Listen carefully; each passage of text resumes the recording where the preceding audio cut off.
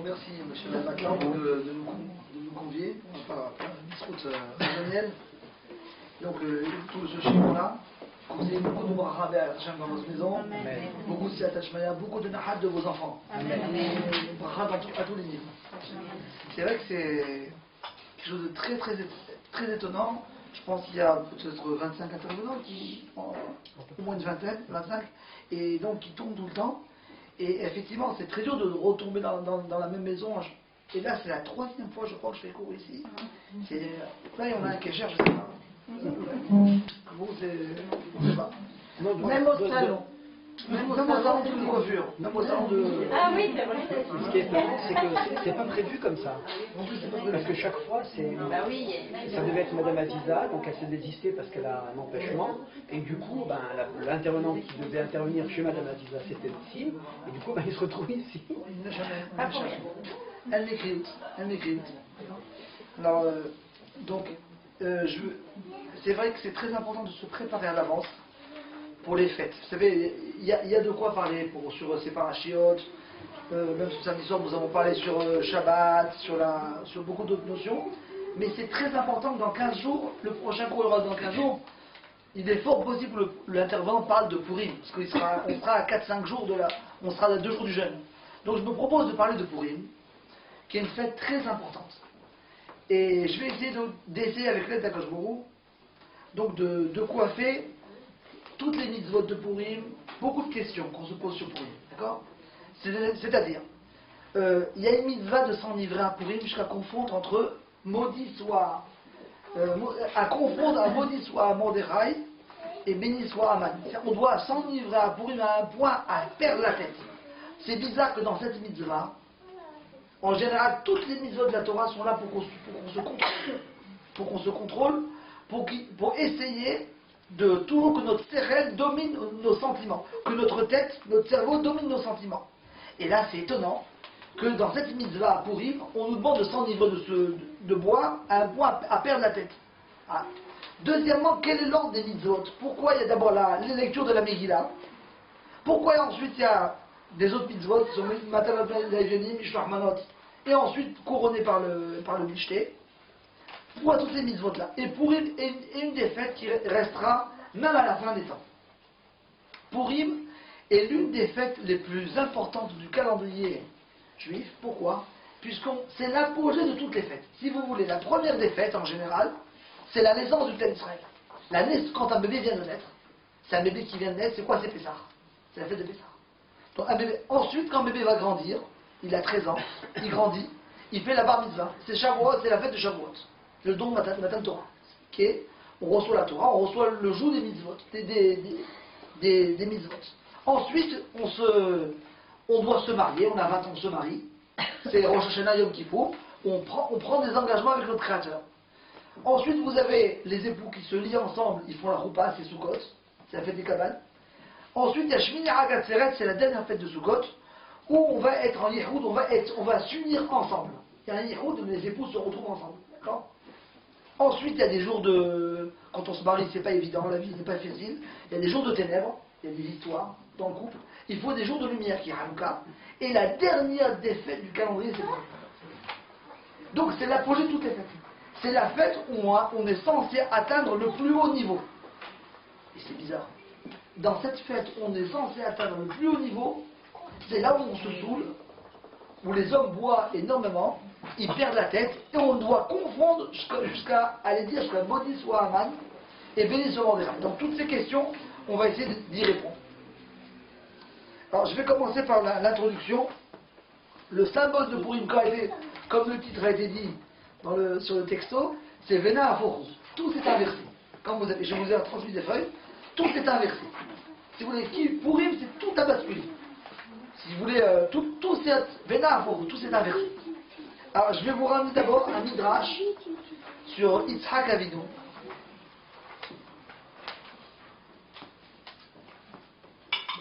On dit que Yitzhak Avinu a institué la tefila de Mincha.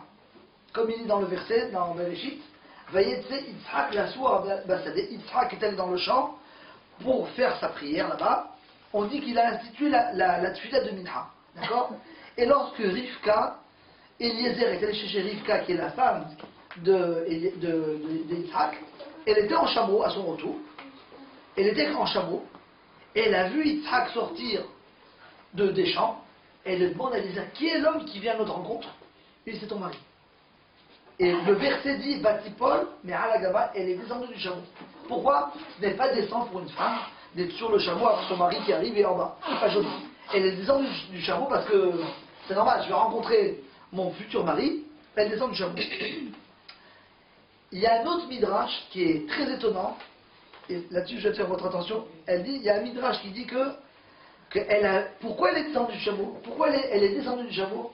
Parce qu'elle a vu Yitzhak sortir de Gan Eden. Elle a vu Yitzhak sortir de Gan Eden, c'est le monde c'est le paradis. Et elle a vu, et ceux qui sortent de Gan Eden ne sortent pas les pieds par terre, les mains en l'air, ils sortent les mains par terre et les pieds. Ils sortaient, ils faisaient le pourrier. Yitzhak faisait le pourrier. Il est venu comme ça, il faisait le pourrier. Et elle a vu ça, elle était stupéfaite, elle est vite descendue, elle n'a pas compris. Elle voit un homme arriver en faisant le pourrier. C'est bizarre. Quel est le sens de ce midrash? Toute mon intervention est basée sur un Pinkus, sur ce livre. C'est un cours, si vous voulez, c'est un cours qui est très important parce que c'est un cours de base, mais qui est très important pour connaître les définitions de Purim. Et qui coiffe toutes les mitzvot de Purim. En général, on parle à Purim sur un point. Mais là, il coiffe tout. Bon, il me semble, je veux dire. Quel est le sens de ce midrash? Elle a vu Yitzhak sortir de Gan Eden, les mains par terre et les pieds en l'air. C'est bizarre. Quel est le sens de ce midrash? En fait, si je vous posais la question, où se trouve Akadosh Baruch Hu? Où se trouve Hachem? Si je vous demandais où se trouve Hachem, vous allez me dire, Hachem, il est bon, partout. D'accord. Mais, non, mais surtout, voilà. Il est dans le ciel. Moi, j'ai les pieds par terre. En vérité, où est-ce qu'on ressent Hachem? Quand on va à la choule, dans un Beth Knesset, dans un kollel, au kotel, je veux dire, à Pessah, c'est là-bas où on sent Hachem. Dans un endroit de sainteté. Il est dans le ciel. En général, on raisonne comme ça. Et on n'a pas tellement tort. C'est vrai. Il faut savoir que Yitzhak, qui vient du monde des Neshamot, il vient du monde de l'au-delà, il vient rire sur cette notion, sur cette perception des événements. Yitzhak, qui vient dans l'autre monde, qui vient du monde des Neshamot, qui vient avec Akadosh Baruch Hu, il vient dire, vous vous trompez sur cette perception. Hachem est surtout dans le Teva, il est surtout dans la nature. Nous, on pense qu'Hachem est en haut dans le ciel. Mais il vient dire, mais c'est faux, il rigole. Yitzhak, vient du mot Yitzhak, il rigole. Il rira. Vena Aforou, tout s'est inversé. Yitzhak symbolise le symbole de Vena Aforou, tout s'est inversé. Il vient à contre-courant de cette perception des événements. Hachem, il est dans le ciel, c'est vrai. Il est à la Choule, il est à Kippour, il est à Pessah, dans les endroits il est en Israël, c'est vrai. Mais là où il est surtout Hachem, c'est dans le Teva, dans la nature. Là où tu ne le perçois pas, c'est là où il est le plus Hachem. Si vous dites Hachem, il est dans les situations où tu penses qu'il n'est pas là. C'est là où il est le plus Hachem. C'est ce qu'on appelle, il est partout. C'est donc Yitzhak vient les mains par terre, et moi qui viens de l'autre monde, je vous dis Yitzhak, Hachem, il est en bas. Il est partout. Donc Yitzhak, il est en train de me dire, il rira il est en train de nous dire, il rigole sur la perception de gens qui pensent que Hachem, il est surtout dans le ciel. Non, il n'est pas que dans le ciel, il est surtout dans le Teva, il est caché dans la nature. Et c'est très important que Yitzhak nous symbolise cela. D'accord?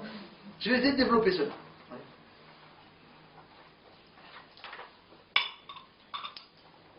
Pourquoi est-ce que, vous savez pas, on a un cadeau au bout du nez qui s'appelle l'air.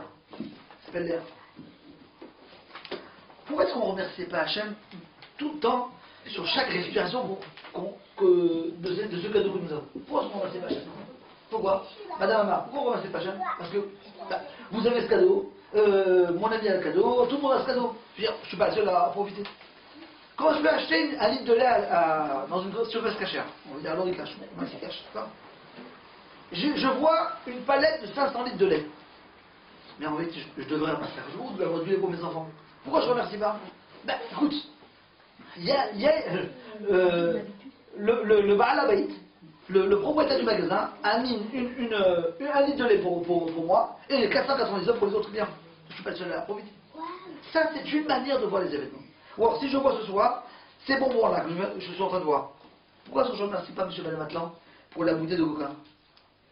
Bah, je me dis, celle-ci est pour moi, il y en a une pour Rav Daniel, et pour tous les invités. Ça, c'est une manière de voir les invités. Ou alors, je peux voir les choses d'une autre manière avec d'autres lunettes. Vous savez, je vais chez Optical Center, je change d'une deuxième paire. Hop, je mets une deuxième paire de lunettes. Et je vois autrement les choses, je perçois autrement les choses. Akadosh t'a donné de l'air uniquement pour toi, parce qu'il t'aime. Et uniquement par amour pour toi, parce qu'il veut te faire vivre, parce qu'il veut te donner toute ta vie, il t'aime à toi. Pour cacher son miracle, il en a donné à 6 milliards dans la planète. Akadosh il t'aime à toi, il veut que tu nourrisses tes enfants avec du lait, tu donnes son vivant. Il a fait ça que pour toi. Bishvili, que seulement pour toi, parce qu'il t'aime. Il t'a mis une brique de lait pour toi, à l'oricage, que pour toi. Pour ne pas déranger les autres personnes, il a donné 499. Mais tout ça n'a été que pour moi. Madame Atlan et Monsieur Matlan, ce soir, ils sont venus que pour moi, spécialement pour moi, pour ce bout de croix. Je vais la prendre à micro. Maintenant, pour ne pas déranger les invités, ils ont mis aussi des bonbons, autre chose. Mais ça, c'est pour moi. C'est comme ça que je peux faire ça dans ma vie. Si je vois, je suis marguiche, je ressens que la Koshmourou me donne fait des hassadim dans le quotidien, et dans ce que je ne vois pas, dans ce qui est le plus simple, dans ce qui est le plus évident, alors effectivement j'ai une argacha, un sentiment que Koshmourou me donne de me donner des cadeaux. Si vous voulez, cette notion que je suis en train de dire n'est pas facile à être ressentie. Non, parce que c'est un Elle peut être comprise.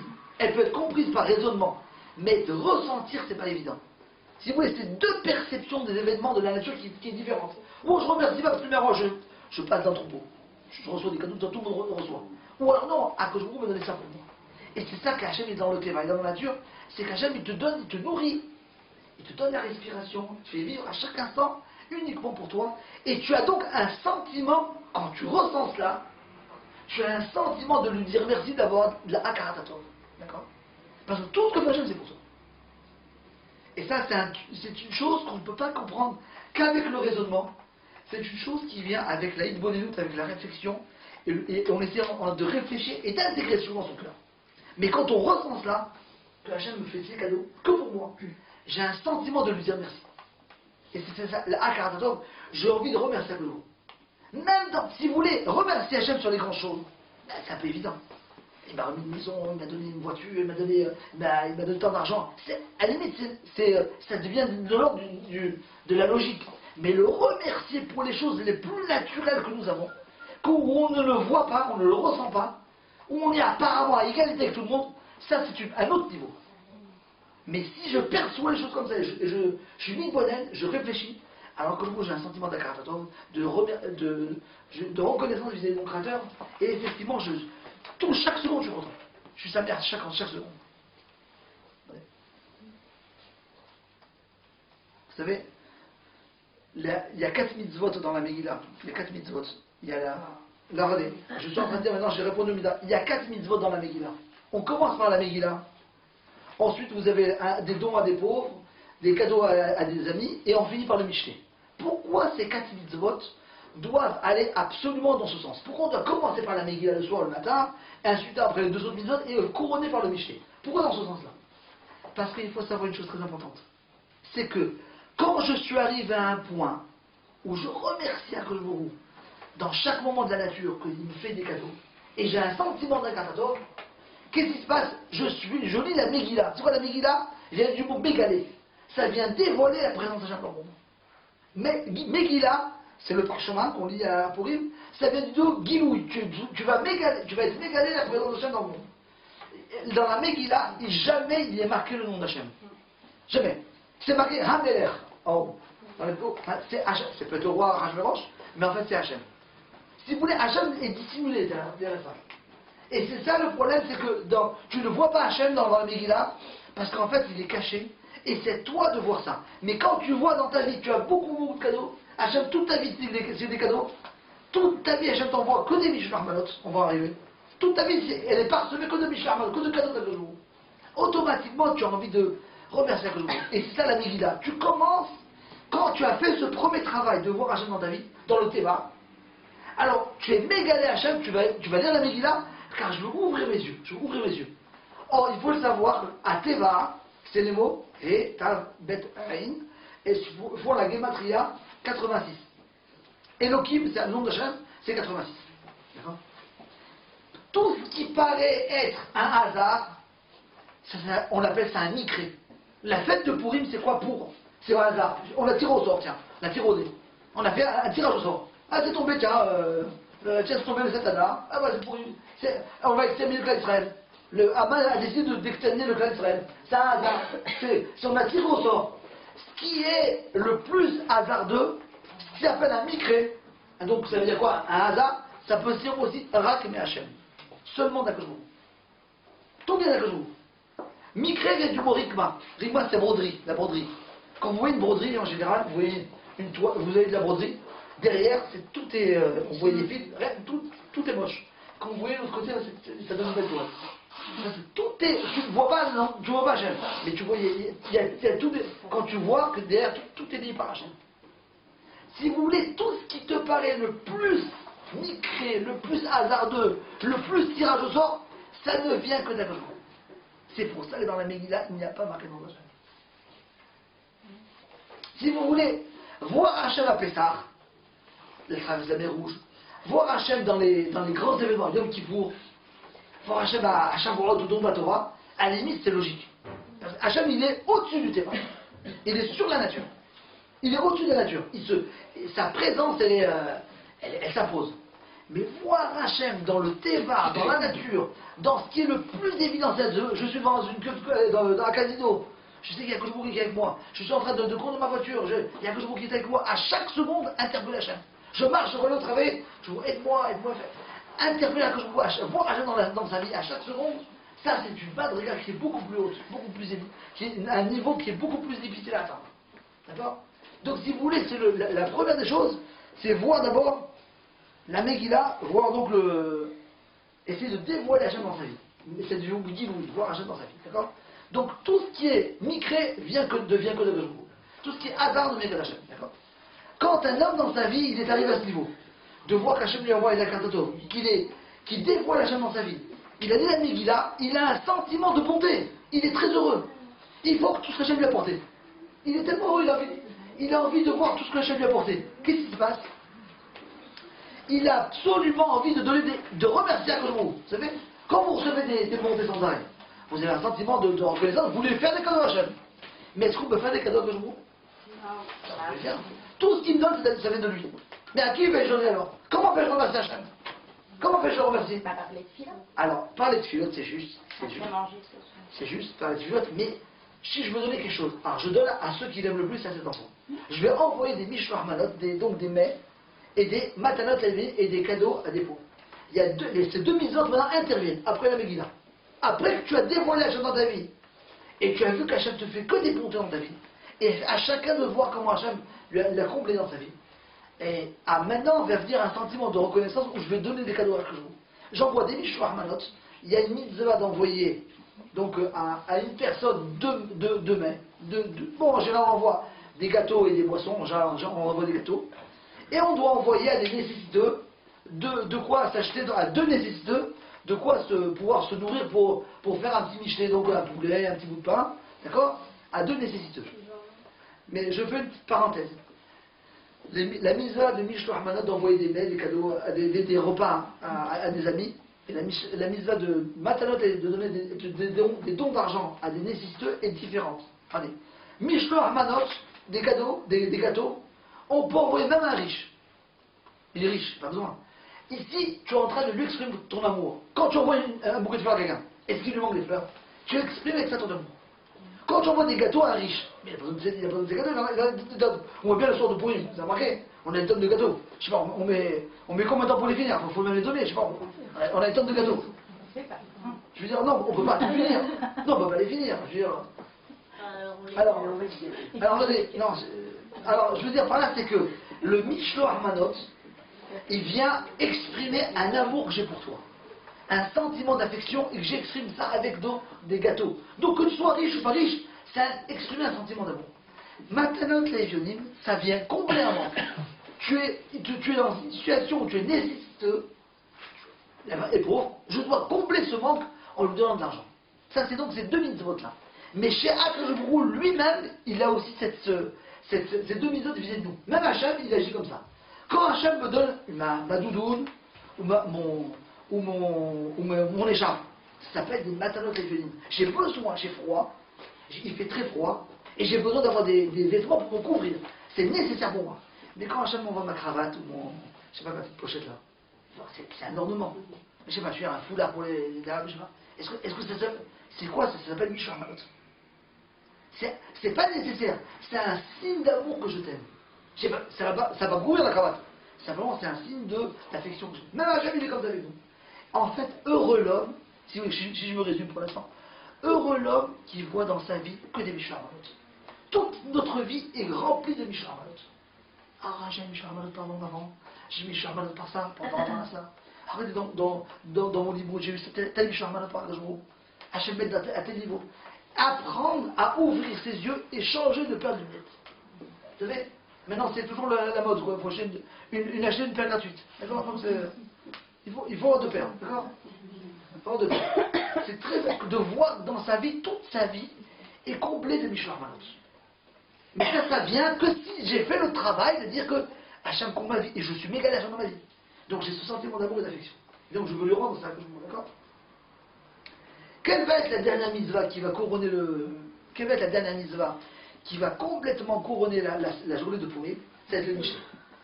Alors venons à cette question-là, très importante, de Hayavinish Levasume Bipouria Adeloyana. D'accord? Un homme doit s'enivrer à Purim. Vous savez, je vous dis sincèrement, l'une des fêtes que j'aime le plus dans toute la Torah, c'est Purim. Bien que j'adore la Sukkot, j'adore Pessah, mais c'est l'une des fêtes que je ressens le plus. C'est la fête beaucoup. J'ai un sens. Donc, cette mitzvah, elle est incompréhensible. Dans toute la Torah, je pense que vous demandez ça à vos enfants, que je vous dis à vos enfants, que je vous dis à nos élèves, réfléchis, ne dis pas de bêtises, sois contrôle-toi, ne prends pas ta soeur, contrôle-toi, dans toute la question de la Torah. Qu'est-ce que vous dire les cours? Contrôlez vos nerfs, contrôlez votre colère, dominez vos instincts. On dit ça, tout le temps. Dans tous les cours, quand vous venez à cours. Est-ce que vous attendez dans la cour, je peux vous dire, bon, éclatez-vous, maintenant, non, je sais pas. Est-ce que vous attendez à ça? Un petit peu. Ce soir, c'est possible. Il a dit, éclatez-vous, bon, alors, d'accord, vous attendez pas à ça. Je sais pas. Alors, vous attendez pas du tout à ça. Vous attendez ce que je vais dire. Contrôlez-vous, soyez sérieux, il faut travailler son caractère, son guitare, tout ce que vous voulez. Ici, c'est bizarre, on te demande de t'enivrer, Et de se lâcher. se lâcher et de perdre la raison. Plus en tête. Pas nous les femmes, que les hommes. Et à un point de confondre dans son ivresse, confondre entre béni soit Mordechai et maudit soit. Tiens, on doit arriver à dire maudit soit Aman et maudit soit Mordechai et béni soit Aman. Donc c'est bizarre. Qu'est-ce que ça veut dire? En fait, l'explication simple de cela, après je pose une question qui est beaucoup plus compliquée. L'explication simple, c'est que tous les événements qu'un homme vit dans sa vie, tout vient d'Akadosh. Il y a deux niveaux, qu'on avait souvent dit, je pense que les élèves doivent se rappeler. Il y a deux niveaux dans notre vie. Il y a Kolman Deravid Rahamanatab, tout ce que fait Akadosh c'est pour le bien. C'est un principe qui a été énoncé par Rabbi Akiva, que tout ce que fait Hachem c'est pour le bien. Et Gamzou le Tova, tout ce qui m'arrive c'est pour le bien. C'est en hébreu. Donc, le premier enseignement me dit que tout ce qui m'arrive c'est pour le bien. C'est quoi? Tu vis des événements tristes, tu perds de l'argent. Tu es angoissé, tu es dans un tunnel, tu ne sais pas si ça arrive, je ne sais pas si ça arrive. Mais ne t'inquiète pas, tout ce que je fais à Hachem, c'est pour le bien, ça sortira bien. Pour l'instant, tu souffres, mais après la pluie, le beau temps. Après le tunnel, tu verras des exercices. Ça, c'est le premier niveau. Le deuxième niveau, qui est beaucoup plus dur à atteindre, c'est Gamzou le Thomas. Même ce que je vis actuellement qui est triste, c'est bien. Même ça, c'est bien. Même quand je souffre, quelqu'un qui souffre du bras, on lui fait une piqûre, il a mal, mais il sait que cette piqûre est bonne pour lui, elle va le calmer. Gamzou le Thomas, même ça, c'est bon. Quand je loupe l'avion, c'est bon. Quand je crève un peu, ça aussi c'est bien. Est-ce que tu veux qu'Hachem te montre toujours des miracles? Que finalement tu as loupé l'avion parce qu'il s'est écrasé? Il ne va pas toujours te montrer des miracles. Mais Gamzou le Tova, c'est un niveau qui est plus élevé. J'ai demandé à Ravarié, qui vient souvent chez nous, je lui ai dit comment on peut atteindre ce niveau? Il m'a dit toujours un homme ne peut travailler que le premier shlav, que le premier niveau. Et après, que je vous toujours un homme il s'efforce à travailler le premier niveau, après Hachem lui donnera le deuxième niveau en cadeau. Toute notre vie, on essaie de travailler ce qu'on peut à notre niveau Mais Hachem, des matana, à titre de cadeau, il t'envoie le deuxième niveau. Mais tu ne peux pas atteindre les choses, la madriga, les niveaux supérieurs, tu ne les atteins pas que par ton propre travail. C'est des cadeaux de logement. Hachem t'aide. Mais le niveau travail, on a le premier point. D'accord? Toute la vie n'est que c'est Hachem qui gère tout ça. D'accord? Et tous les événements qui t'arrivent, qu'ils soient positifs ou négatifs, sont bons pour toi. D'accord? Donc en fait, quand je dis maudit soit Aman, parce que le Aman c'est quoi? C'est les sourires, c'est les épreuves, c'est tout ce que tu vis comme problème. Mais ça c'est bien, ça te construit. D'accord? Donc je peux arriver à m'enivrer à un point, à perdre la raison et dire même béni soit Aman. Parce que Aman c'est bien, c'est les événements positifs. D'accord? On est d'accord avec ça? Je suis allé rapidement, mais il y a trop développé beaucoup là. D'accord? C'est clair ce que je dis? Maintenant j'ai une question à vous poser, que pose par Rabbi Ekos. D'accord? On doit dire que béni soit Aman. Mais pourquoi dire maudit soit Mordechai? Est-ce qu'on dit Hachem Ishmael, maudit soit Baba Hakim, maudit soit Baba Saleh, maudit soit Baba Rav Shenman? On ne dit pas ça. Ben, si tous les événements qui viennent d'Akadosh sont positifs, donc béni soit à Mordechai, et béni soit Aman, tout est béni. Tout ce qui vient d'Hachem, c'est béni, c'est merde. De quelque manière que ça vienne par le bâton, ou par le sourire, que ça vienne par les angoisses, ou par les éclaircies, peu importe, tout vient d'Akadosh, c'est béni. Donc pourquoi tu dois dire maudit soit Mordechai? Pourquoi? Arour vient du mot, c'est une malédiction. Pourquoi? C'est une question posée par Rabinus. Et la réponse est la suivante. Le jour de Pourim, écoutez bien, le jour de Pourim, nous sommes comme au Kotel. On a un niveau de proximité avec notre Créateur que nous sommes comme au Kotel, comme si nous sommes au Kotel. Je vous pose la question. Quand vous êtes au Kotel, vous venez avec votre foulard et vous priez au Kotel comme ça. Vous priez. Est-ce que vous appelez un rave? Vous dites, attendez, attends, Hachem. Je vais appeler un rave. Oui, tu peux prier pour mon fils, s'il te plaît? Mais tu es au Kotel, tu es devant un Kotel. Tu es devant Hachem. Tu n'as pas besoin de passer par l'intermédiaire. Tu es devant le Kotel, devant un Kotel. Quand tu es devant le roi, tu dis, écoutez, Sa Majesté, je vais appeler votre serviteur, il va passer par vous, par lui. Mais je suis là. Demande-moi ce que tu veux, je suis là. Si vous voulez, le jour de Pourim, quand on prie pour on a un problème, on veut prier pour la maladie d'un enfant, une réfouache chez les mains, une atzlacha, ce que vous voulez, on appelle un rave, parce que le rave il a le bras long. C'est quoi? À quoi servent nos rabbinim? Nos rabbinim sont là parce qu'ils ont plus de siyat hashmaya, ils sont plus proches d'Akadosh Baruch Hu, c'est des ministres. Donc par eux ça passe beaucoup plus vite, d'accord? Mais ça c'est toute l'année. Mais le jour de Pourim, tu es en proximité avec Akadosh Baruch Hu. Tu n'as pas d'intermédiaire entre toi et Hachem. Tu es au Kotel. Tu ne vas pas passer par l'intermédiaire. C'est que le jour de Pourim, on peut dire à Mordechai, quand on est sous, c'est que quand on a perdu un peu la raison, le sérène, on veut dire par la klala, il vient du mot kal, c'est léger. Le jour de Pourim, Mordechai, il est léger, il n'est pas opérant ce jour-là. C'est le chat. Il n'a pas sa force habituelle.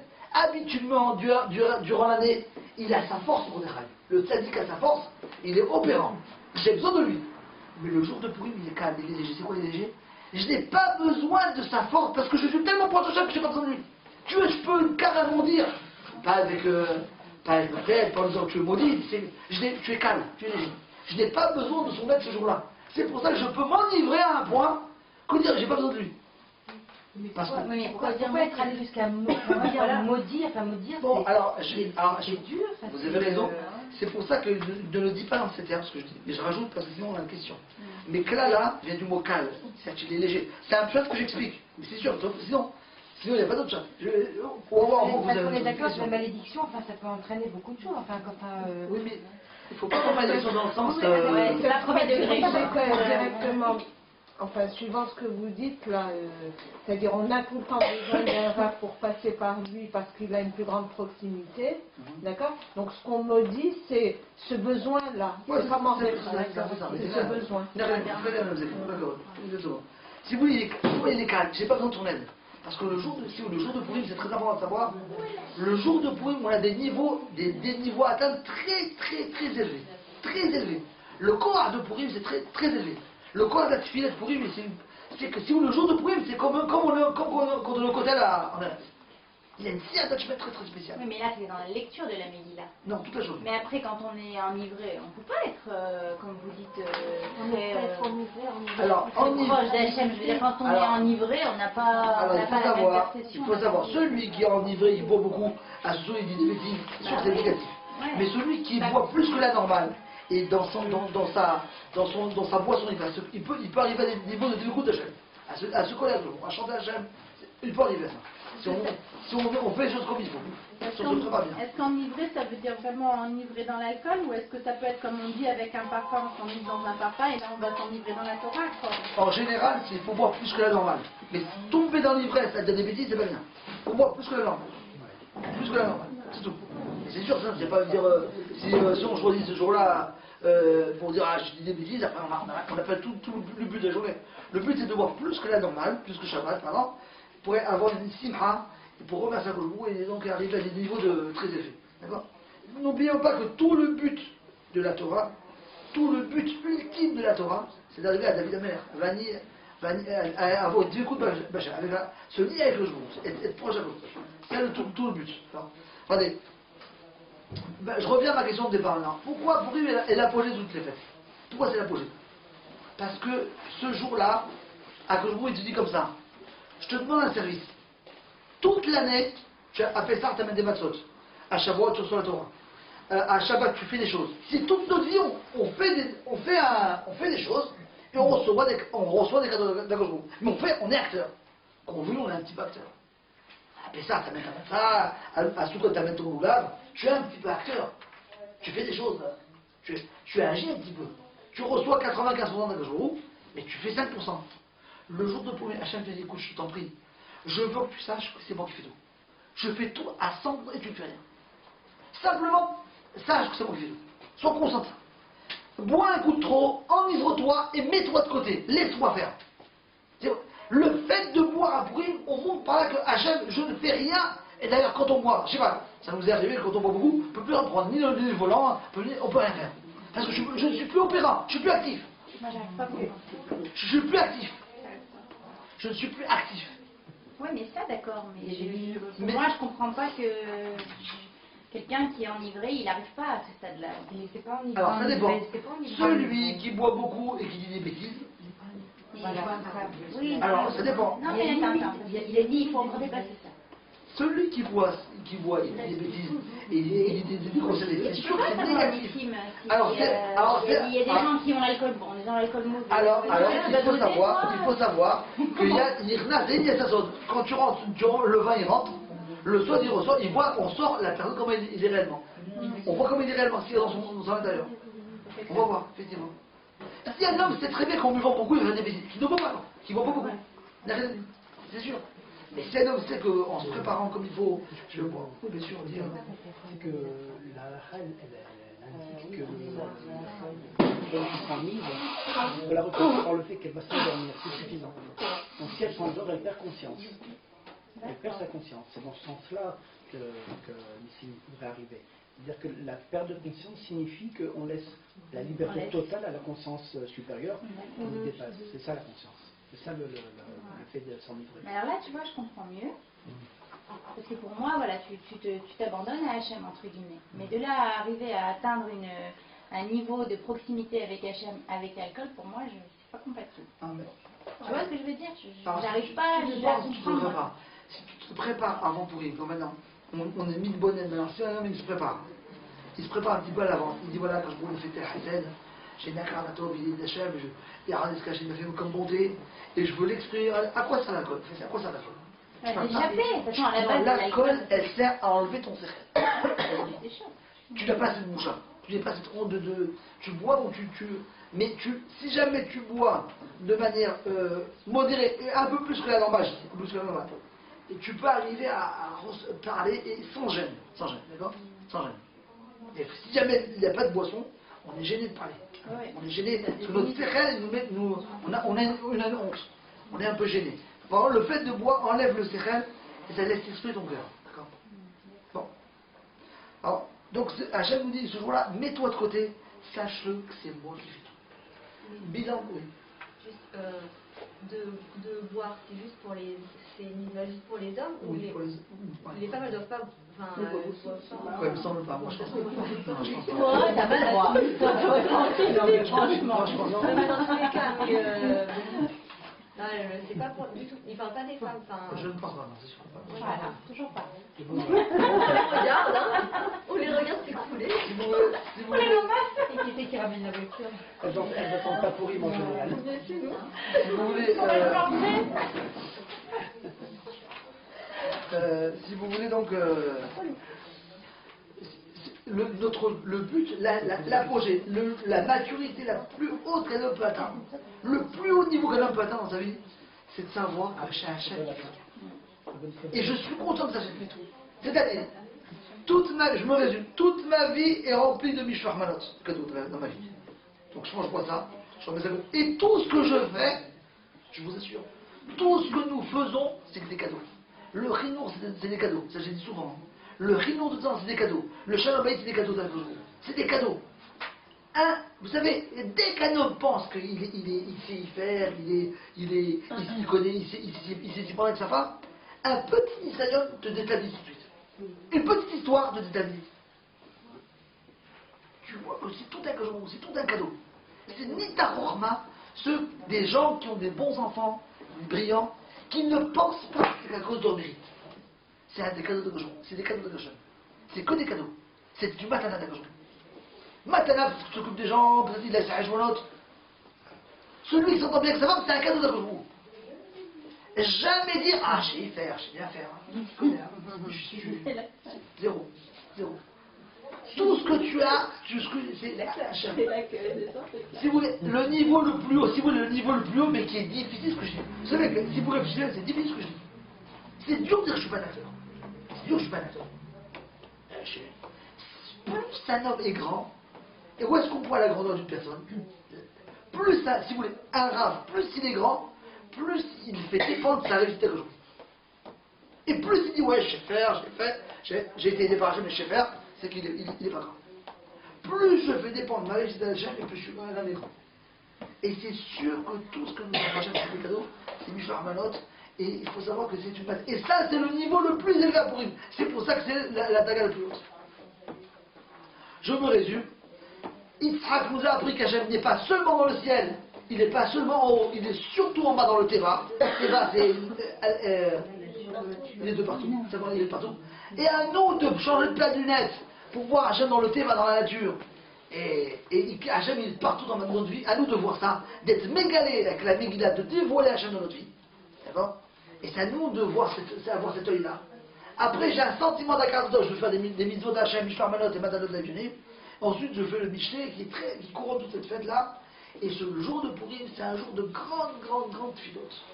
C'est très important de faire des Elim, Perek Shira, Nishmat Kol Chai, c'est très rajout. C'est très important. C'est un jour de filote. D'ailleurs, vous savez que la référence qu'on dit Kippour, je pense, est-ce qu'il y a des gens qui à Kippour sont commencés en Kippour? Kippour, la référence c'est Purim. Kippour qui est Purim. Vous savez, c'est ce qu'on a toujours dit ça. Kippour, c'est comme Purim. C'est la référence, c'est Purim. Pourquoi? Parce qu'à Kippour, tu sers Hachem dans la crâne, dans le jeûne, là c'est dans la simra, dans le niveau. C'est un niveau très élevé, c'est un jour de tefilot très important. C'est un jour de tefilot très important. Il faut beaucoup prier à Purim. Vous êtes de côté, vous êtes proche d'un jour. C'est un jour de tefilot. Très important. On a une question. Bien sûr, excusez-moi.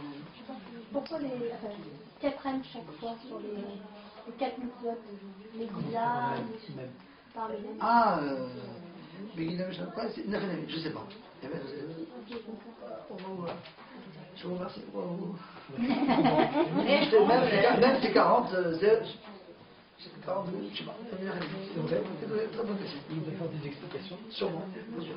Mais en tout cas, la tefila que nous devons faire à Purim est très importante. Télim, très rajout. C'est un jour de grande attachement. Mais là, il y a un problème. Oui. Il y a un gros problème qui va se poser. C'est qu'on n'a pas le droit de faire une tefila quand on est. Comment? On n'a pas le droit de faire une tefila quand on est un peu libre ou ébréché. Oui, alors c'est vrai que. C'est interdit, mais avant, c'est avant. Avant le mishtek. Maintenant, on fait arbitre. Non, pour avoir vite, c'est vrai. Vous avez raison. Il faut faire attention. Comme je dis, il faut que chacun doit se limiter. Hein? Chacun doit savoir se limiter et boire plus que la norme. C'est sûr. C'est sûr. D'accord. Je sais qu'il y a des rabbins qui ne font pas du tout. Un verre, je ne sais pas, je veux dire. Chacun doit se limiter. En tout cas, nous on retient une chose, c'est que c'est tout, on laisse tout vient chaque jour et on apprend à voir les miracles sur le monde. Et il y a des questions sur les... Si vous voulez, avec ce cours, on a fait beaucoup de points sur pourri. Je vous dis après. Oui, la fille. Nathalie. Ouais. Quand il faut appuyer sur le bouton rouge, caméra. Vas-y.